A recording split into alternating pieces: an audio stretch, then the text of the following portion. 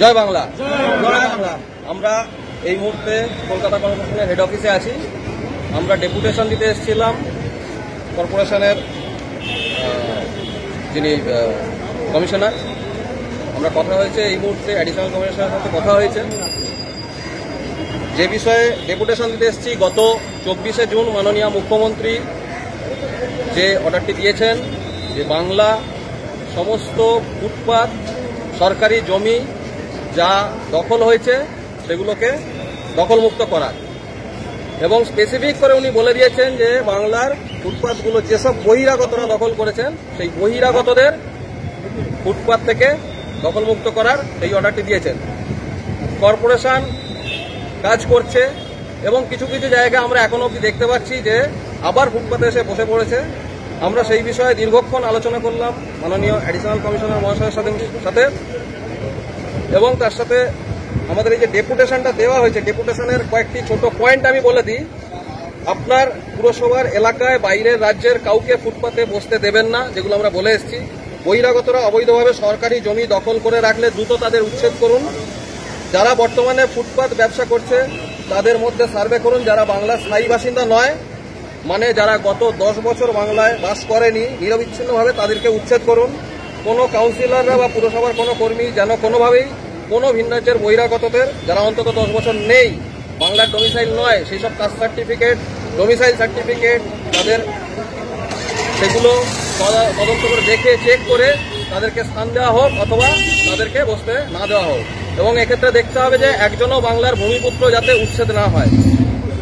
মুখ্যমন্ত্রীর উদ্যোগে দুয়ারে সরকার অত্যন্ত ভালো সরকারি প্রজেক্ট। দুয়ারে সরকার ছাড়াও স্বাস্থ্যসাথী বিভিন্ন প্রজেক্ট রয়েছে, বিভিন্ন প্রকল্প রয়েছে। সেই সব প্রকল্পে আমরা যেটা দেখতে পেয়েছি যে বহিরাগতরা মানে বাইরের রাজ্য, উনি বলেছেন যে 5টি রাজ্যের বোঝা আমরা বইতে পারবো না। অর্থাৎ আমাদের কাছে পরিষ্কার আমরা দেখেছি যে বাইরের 5টা রাজ্যের বিভিন্ন লোকজন এসে, বহিরাগতরা এসে সেই সব প্রকল্প, আমাদের রাজ্যের প্রকল্প যেগুলো আমাদের ট্যাক্সের টাকায় চলে, সেই প্রকল্পগুলো তারা অ্যাক্সেস করছে। এগুলো চিহ্নিত করে বন্ধ করা হোক, তাদেরকে সেখান থেকে বার করা হোক সেই সব ব্যাপার থেকে। বাইরের রাজ্য থেকে আসছে 10 বছর না থেকেও বাংলার ঠিকানা দিয়ে ভোটার কার্ড, আধার কার্ড পেয়ে যাচ্ছে, এই ব্যাপারগুলো চেক করা হোক। এইভাবে ভোটারদের চিহ্নিত করা হোক যাদের ভোটার দুটো জায়গাতেই রয়েছে, বাংলাতেও রয়েছে এবং সেই রাজ্যের রয়েছে।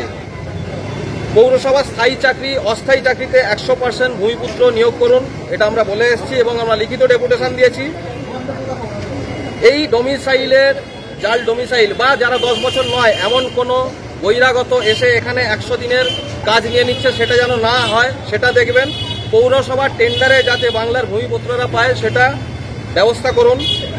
আপনার পুরসভা এলাকায় বহিরাগতদের অবৈধ পার্কিং থাকলে তা দ্রুত উচ্ছেদ করুন।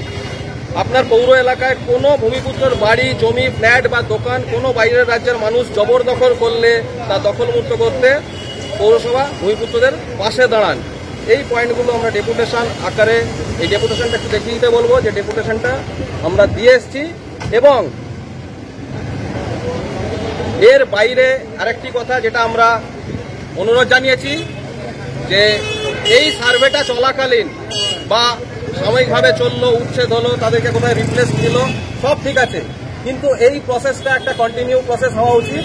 মানে এই প্রসেসটা যেন 1 বছর বাদে থেমে না যায়, আবার এটাকে সার্ভে করুন যে সেখানে এই 1 বছরে শান্ত হওয়ার পরে কেউ আবার এটা সুযোগ নিয়ে অন্য জায়গা থেকে তার পাশে এসে কেউ বসে পড়েছে নাকি, তাদের কার্ড চেক করা হোক, তাদের আইডেন্টিটি চেক করা হোক।